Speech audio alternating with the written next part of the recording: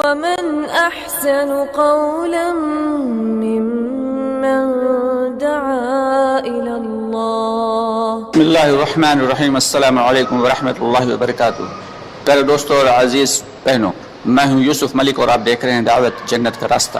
دوستوں، آگے بڑھنے سے پہلے آپ سے گزارش ہے کہ ہماری ویڈیوز کو زیادہ سے زیادہ شیئر کریں، اور اگر ابھی تک آپ نے ہمارے چینل کو سبسکرائب نہیں کیا تو اس کو سبسکرائب ضرور کر لیں اور کمنٹس باکس میں اپنی رائے کا اظہار کریں.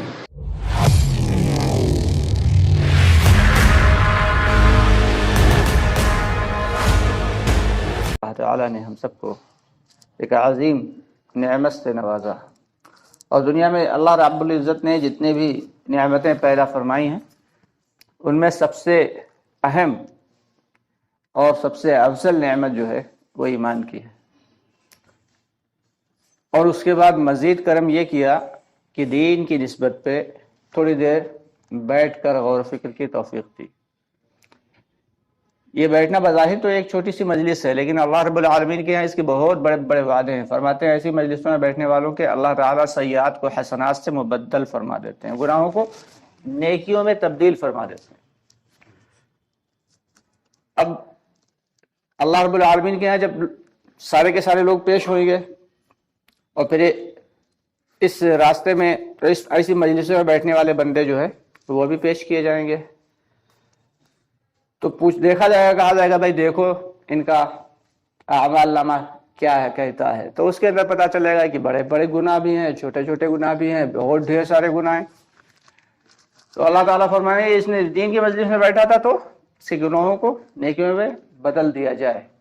تو چھوٹے چھوٹے جتنے بھی گناہ ہوئیں گے سارے کے سارے نیکیوں میں تبدیل کر دیے جائیں. تو یہ بندہ کہے گا اے اللہ ہم نے فلاں بڑا گناہ بھی تو کیا تھا اور فلاں بڑا گناہ بھی ہم نے کیا تھا. اسے معلوم ہے، چالاک تو بہت ہے نا انسان، اسے پتا ہے کہ جب بڑا گناہ ہے تو وہ بڑی ہی نیکی میں بدلے گا.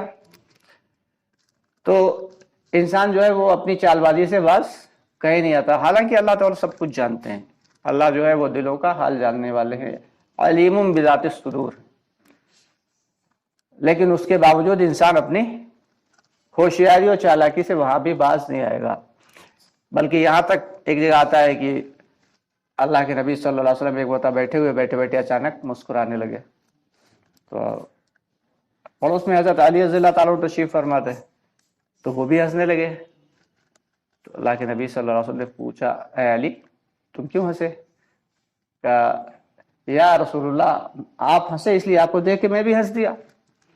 کہا تو پوچھو گے نہیں کہ مجھے کیوں ہنسی آئی؟ کہا یا رسول اللہ بتا دیجیے آپ کیوں ہنسے. فرمایا کہ ابھی ابھی میرے سامنے جنت کا ایک منظر پیش کیا گیا، میدان حشر کا ایک منظر پیش کیا گیا. اس میدان حشر کے منظر میں مجھے دکھایا گیا کہ میں نے دیکھا کہ لوگ آ رہے ہیں ان کے جو ہے حساب کتاب کے لیے جوق ترجوق لائے جا رہے ہیں پکڑ پکڑ کے. ان میں سے ایک آدمی لایا گیا، اس کے بہت سارے گناہ تھے. اللہ رب العالمین نے کہا فرشتے اسے پکڑ کے لائے. وہ آ تو نہیں رہا تھا، جان رہا تھا کہ دنیا میں بہت بدماشیاں کی ہیں، مکاریاں کی ہیں. تو فرشتے پکڑ کے لا رہے ہیں، اسے لائے اور اس کے بعد جو ہے اللہ کے حضور پیش کیا. اللہ تعالیٰ نے فرمایا دیکھو اس کا اعمال نامہ کیا ہے. کھولا گیا، دور تک سب گناہ ہی گناہوں سے بھرا ہوا، ٹوٹلی گناہ ہی گناہ، کوئی نیکی نہیں. فرشتے سوچ رہے کتنا بڑا نالائق انسان ہے، دیکھو اس نے کوئی نیکی کی ہی نہیں، کتنے سارے گناہ ہیں اس کے، یہ والا کیسے بچے گا؟ اللہ رب العالمین نے بھی کہا تو سارے کے سارے گناہ ہیں، چل ایسا کر فرشتے اس کا ایسے اٹھاؤ اور جہنم میں پھینک دو. اس نے کہا چھوڑو مجھے، چھوڑو مجھے، چھوڑو. تو فرشتوں نے کہا چھوڑے کیسے؟ کہا نہیں تم رہنے دو. اور ان سے چھڑایا فرشتوں سے اور تیزی سے جہنم کی طرف بھاگا. تو اللہ تعالیٰ تو حالانکہ حال دل سب کا جانتے ہیں، پھر بھی پکڑ کے لاؤ سے یہ جہنم، پھر بھی پکڑ کے لاؤ سے یہ جہنم کی طرف اتنی تیز بھاگ رہا ہے، اٹھا کے لاؤ سے پکڑ کے لاؤ. فرشتے بہت تیز رفتار ہوتے ہیں، گئے اسے اٹھا کے لے آئے، پیش کیا. تو اللہ رب العالمین نے پوچھا کہ کیا بات بھائی کیوں بھاگ رہا تھا؟ وہاں کے لڈو بٹ رہے تھے کیا؟ وہاں کیا وہ معلوم جہنم ہے وہاں، اور جہنم کے عذاب کے بارے میں تم نے سنا ہے کتنا خطرناک ہے؟ کہا یا اللہ خوب جانتے ہیں، آپ کے نبی نے بتایا تھا اور ہم نے سنا بھی تھا. کہا پھر تم اس کی طرف کیوں دوڑے؟ فرشتے تمہیں کھینچ کے لے کے جا رہے تھے اور تم خود ہی اس کی طرف دوڑ پڑے. کہنے لگا اے اللہ ہم نے سوچا کہ دنیا میں تو کبھی آپ کی فرما برداری کی نہیں, کوئی کام آپ کے حکم کے مطابق کیا نہیں, چلو آج ہی آپ کی بات مان لیتے ہیں, اسی لیے ہم نے دوڑ لگا دی جہنم کی طرف. کہیں گے اسے کنارے کھڑا کرو, کنارے کھڑا کر دیا جائے گا. پھر ایک دوسرا شخص لایا جائے گا اور اس شخص کے اعمال نامے جو ہے کھولے جائیں گے. سارے کے سارے اعمال نامے میں گناہ گناہ گناہ گناہ, گناہوں سے لبریز, کوئی دیکھی نہیں. فرشتے بھی تعجب سے کہیں گے کتنا مکار آدمی ہے, دیکھو اس نے ساری زندگی گناہ ہی گناہ کی ہے, کوئی نیک کام کیا ہی نہیں. اللہ رب العالمین اس سے ناراض ہوئیں گے, اس سے کہیں گے, فرشتوں سے کہیں گے اٹھاؤ اور کھینچ کے پھینک دو جہنم میں. فرشتے اسے پکڑ کے لے کے چلیں گے جہنم کی طرف. وہ 4 قدم آگے بڑھے گا, پھر پیچھے مڑ کے دیکھے گا, پھر آگے بڑھے گا, پھر پیچھے مڑ کے دیکھے گا, پھر آگے بڑھے گا, پھر پیچھے.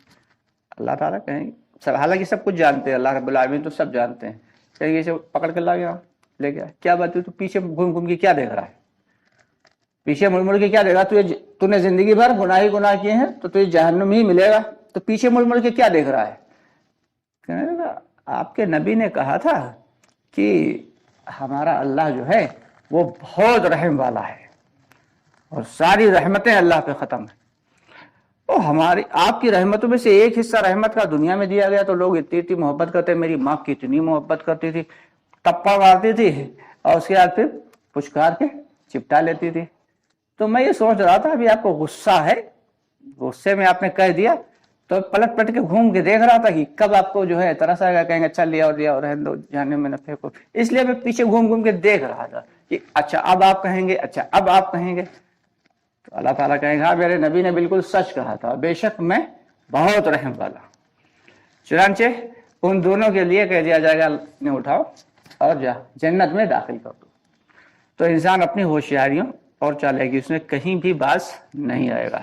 لیکن یہی عقل مندی اگر دنیا میں دکھا دیں ہم, تو اللہ رب العالمین نے ہمیں عقل دی ہے, عقل سلیم عطا فرمائی. اب اس عقل سلیم کا صحیح استعمال کیا ہو, یہ ہے کہ 2 راستے دکھا دیے گئے کہ ایک جہنم والا راستہ ہے, ایک جنت والا راستہ ہے.